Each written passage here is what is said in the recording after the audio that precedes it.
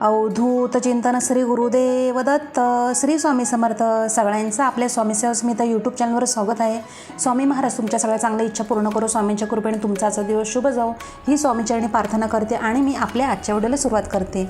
तर आता उद्या आहे नवरात्रीचा 9वा दिवस 11 ऑक्टोबर 2024. वार आहे शुक्रवार आणि शुभ रंग आहे जांभळा. आध्यात्मिक उन्नती करणारी, सिद्धी प्रदान करणारी देवी सिद्धिदात्री या दिवशी हिचं पूजन केलं जातं. त्याच्यासोबत बघा उद्या आता आहे अष्टमी आणि नवमी. यावेळेस एकाच दिवशी दोन्ही आलेले आहेत, अष्टमी आणि नवमी.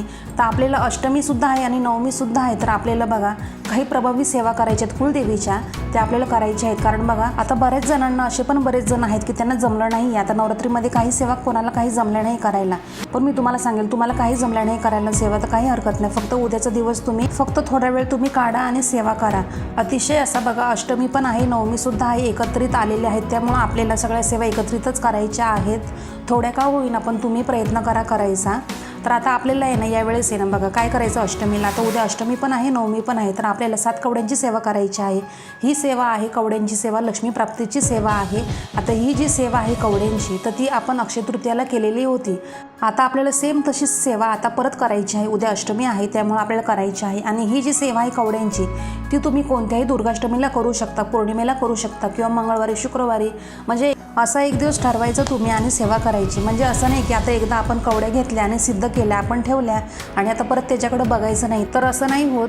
आता मी याच्याविषयी तुम्हाला थोडीशी माहिती पुढे देते. तर आता उद्या आहे बघा भगवती दुर्गा मातेचे 9वे स्वरूप म्हणजे सिद्धिदात्री. देवी पुराण आणि ब्रह्मा वैवर्त पुराणात हिच्या समस्त शक्तीचे व महात्म्याचे विस्ताराने वर्णन करण्यात आलेले आहेत. आणि ही देवी आहे ना भक्तांना आहे ना सर्व प्रकारच्या सिद्धी देते, म्हणजे सिद्धी देते ही, म्हणून हिला सिद्धिदात्री असे म्हणतात. हिचीच उपासना करून भगवान शिवजींनी समस्त सिद्धी प्राप्त केल्या होत्या आणि हिच्याच कृपेने त्यांना अर्धनारीश्वर स्वरूप प्राप्त झाले होते. आणि हिला 4 हात असून ही शंख, चक्र, गदा व पद्य धारण करते. ही सफेद फुलांच्या माळा धारण करणारी असून हिचे मस्तक तेज संपन्न आहे. ही कमळात विराजमान असते. आणि या देवीचा मंत्र आहे ओम देवे सिद्धदात्री नमः. या मंत्राने हिची आराधना केली जाते. हिचे नवमीला पूजन करून लहायांचा नैवेद्य दाखवायचा आहे. आणि नवमीला सिद्धिदात्रीची पूजा आणि कन्यापूजनाने नवरात्र उपासनेची समाप्ती होते. हिच्या उपासनेने मनुष्याचे समस्त इष्ट कार्य सिद्धीस जातात. आणि या देवीला तुळशीची माळ अर्पण करायची आहे, आपल्याला कुंकुमार्चन करायचं आहे. तसंच तुम्ही लिंबाची सुद्धा माळ. उद्या शेवटचा दिवस आहे, अष्टमी नवमी आहे. तर बघा आपण काय करतो दरवर्षी बघा नवरात्रीमध्ये आपण काय करतो, आपण शेवटच्या दिवशी म्हणजे नवमी असते त्या दिवशी आपण काय करतो, लिंबाची माळ देवीला आपण घालत असतो. तर आता अष्टमी आणि नवमी एकत्रित आल्यामुळं आपण काय करायचं, सगळी सेवा ही उद्याच करायची आहे. आणि सर्वात महत्त्वाचं बघा तुम्हाला सांगते, आता 12 ऑक्टोबर 2024 नवरात्रीची जी सांगता आहे ती आपण सर्वजण विजयादशमी म्हणजेच दसरा या दिवशी साजरा करणार आहोत.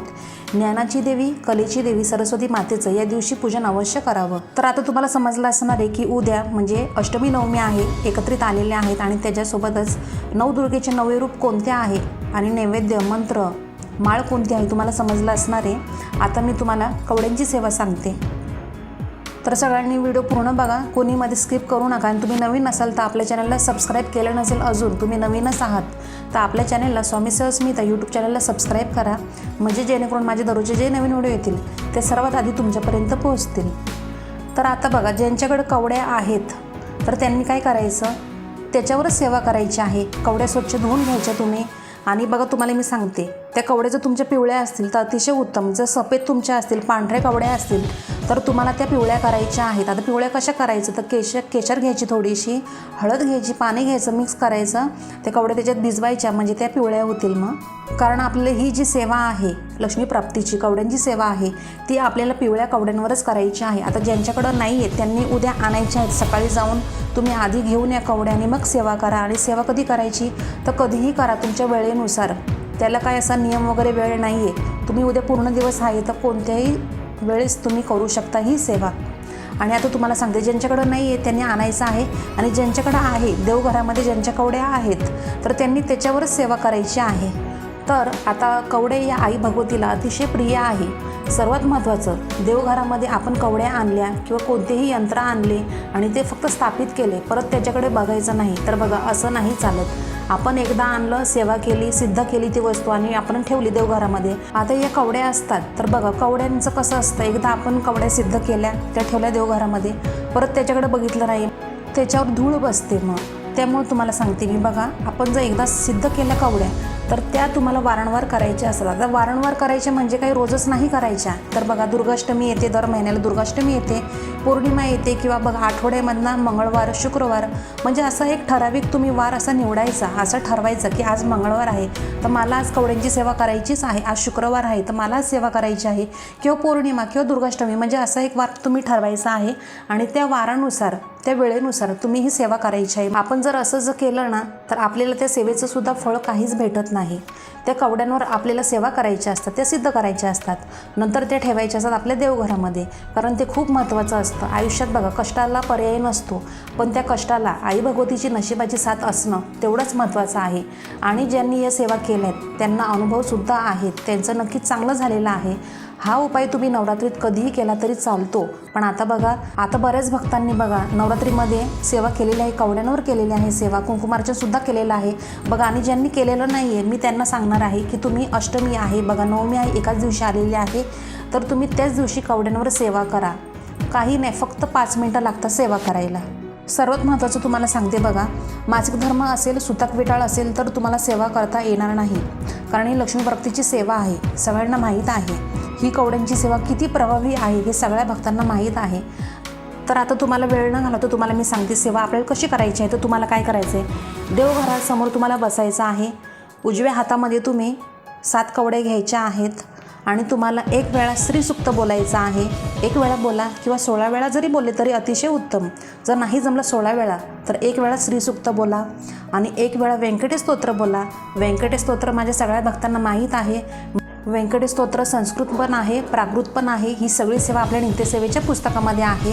आणि त्याच्यानंतर तुम्हाला बघा 1 वेळा श्रीसूक्त झालं, 1 वेळा व्यंकटेश स्तोत्र झालं आणि तुम्हाला 16 वेळा लक्ष्मी गायत्री मंत्र बोलायचा आहे. आणि त्याच्यानंतर तुम्हाला विष्णू गायत्री मंत्र 16 वेळा बोलायचा आहे आणि त्याच्यासोबत कुबेर मंत्र बोलायचा आहे 16 वेळा. आणि आपले नवरणव मंत्राची तुम्हाला 1 माळ करायची आहे, किंवा जरी 1 माळ नाही जमली फक्त 16 वेळा बोला, काही हरकत नाही. आणि त्याच्यानंतर बघा शेवटला काय बोलायचं आहे, तर 1 माळ आपली श्री स्वामी समर्थ या मंत्राची तुम्हाला जपायची आहे. तर आता ही जी सेवा आहे तर ही सगळी आपल्या नित्यसेवेच्या पोथीमध्ये आहे. आणि बघा तुम्हाला सांगते, आता आपली सेवा तर झाली आपली. आता त्या कवड्यांचं काय करायचं, तर बघा तुम्हाला त्या कवड्या आहेत तर त्या तुम्हाला देवघरामध्ये एक डिशमध्ये थोडेसे तांदूळ घ्यायचे आणि त्याच्यावर तुम्हाला ठेवायच्या आहेत कवड्या. हळदी कुंकू थोडंसं लावायचं आणि ते ठेवायच्या. आणि तुम्हाला मी आधी सांगितलं, दुर्गाष्टमी आली, पौर्णिमा आली, मंगळवार शुक्रवार जरी आला, एखादा दिवस निवडायचा, असा वेळ ठरवायची आणि त्या वेळेनुसार दर महिन्याला सेवा करायची. फक्त महिन्यातून एकदा करा. मी सांगत नाही वारंवारच करा, सारख्या करा नाही म्हणत, फक्त महिन्यातून एकदा त्याच्यावर सेवा ही झालीच पाहिजे आपल्याकडून. तर तुम्ही त्या कवड्या डिशमध्ये सुद्धा तांदूळ ठेवू शकता देवघरामध्ये, किंवा तुम्ही बघा एक छोटीशी पोटली करा लाल किंवा पिवळी आणि त्याच्यात जरी बांधून ठेवल्या ना 7 कवड्या देवघरामध्येच ठेवायच्या बांधून, तर तरी चालणार आहे. म्हणजे कसं त्या पोटलीमध्ये बांधून तुम्ही ठेवल्या कवड्या म्हणजे त्या स्वच्छसुद्धा राहतील, म्हणजे त्याच्यावर काही धूळ बसणार नाही. तर आता तुम्हाला समजलं असणार आहे कवड्यांची सेवा कशी करायची असते. आणि बघा पोटलीमध्ये ठेवायच्या तुम्ही कवड्या आणि ज्यावेळेस सेवा करायची का त्यावेळेस परत काढायच्या, मग परत तुम्ही स्वच्छ धुवून त्याच्यावर सेवा करून सिद्ध करून परत ठेवायच्या. म्हणजे काय होतं, सेवा आपण केल्याने एखादी सेवा तुम्ही ज्यावेळेस वारंवार करता त्यावेळेस एक बळ येतं, त्याच्यामध्ये पावर वाढते. त्यामुळं आपल्याला ही अशी सेवा करायची असते. तुम्हाला सांगू का, खरं म्हणजे ही सेवा आहे ना 40 दिवसाची असते. 40 दिवस आपल्याला ही सेवा करायची असते. पण आता जॉबला असतात बरेच जण नाही का, कोणाला टाईम नसतो, तर आपल्या ज्याच्या त्याच्या वेळेनुसार लोक म्हणजे बरेच जण करत असतात सेवा. तर ज्यावेळेस तुम्हाला बघा 40 दिवसांची तुमची इच्छा असते ना 40 दिवसांची सेवा करायची, तर तुम्हाला सांगेल कसं करायचं. तुम्हाला दररोज 16 वेळा तुम्ही बोलायचं आहे. सगळं तुम्हाला मी आता सांगितलं, लक्ष्मी गायत्री मंत्र, परत विष्णू गायत्री मंत्र, व्यंकटेश स्तोत्र एकदा बोला, श्रीसूक्त एकदा बोला, परत कुबेर मंत्र 16 वेळा बोला, नवरणव मंत्र 16 वेळा आणि स्वामींची आपली 1 माळ श्री स्वामी समर्थ या मंत्राची 1 माळ जपायची. म्हणजे या पद्धतीने तुम्ही करू शकता. कारण जो प्रामाणिक बघा कष्ट करतो ना त्याच्यावर आई भगवतीची कुलदेवीची कृपा त्यांच्या घरावर, त्यांच्या कुटुंबावर, त्याच्यावर कायम असते. पण त्या प्रयत्नांनासुद्धा नशिबाची कुलदेवीची साथ असणं गरजेचं असतं.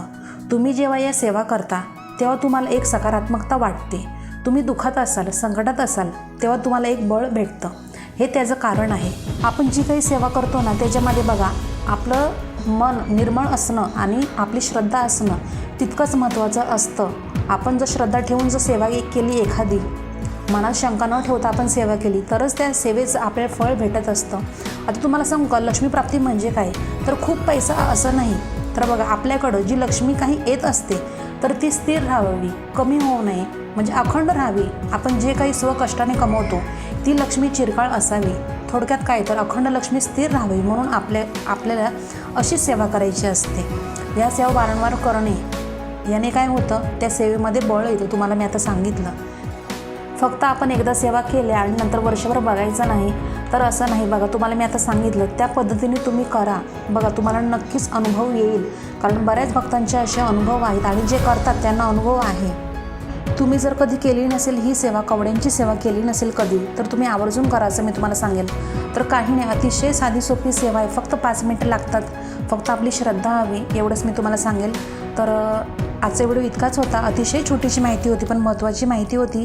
तर आजचा व्हिडिओ तुम्हाला आवडला असेल तर व्हिडिओला नेहमीप्रमाणे लाईक करा. तर आता नवरात्रीमध्ये माझे तर व्हिडिओ काहीच आलेले नाही आहेत तुमच्यापर्यंत, कारण माझी तब्येत बरी नव्हती. तुम्हाला मी सांगितलं आधीच्या व्हिडिओमध्ये. तर चला, आता मी व्हिडिओ इथंच थांबवते. आणि जर तुमचे काही प्रश्न असतील, काही शंका असतील तर कमेंट बॉक्समध्ये कमेंट करा. मला मी नक्की रिप्लाय देईल. आणि आजचा व्हिडिओ तुम्हाला आवडला असेल तर व्हिडिओला नेहमीप्रमाणे लाईक करा, शेअर करा, सबस्क्राईब करा केलं नसेल अजून तर. आणि कमेंट करायला कोणीही विसरू नका. आपण दररोज अशा नवीन व्हिडिओमध्ये भेटत जाऊ. आणि आजचा व्हिडिओ मी आपल्या स्वामी समर्थ मॅनेजरने रुजू करते आणि इथंच थांबवते. धन्यवाद. श्री स्वामी समर्थ.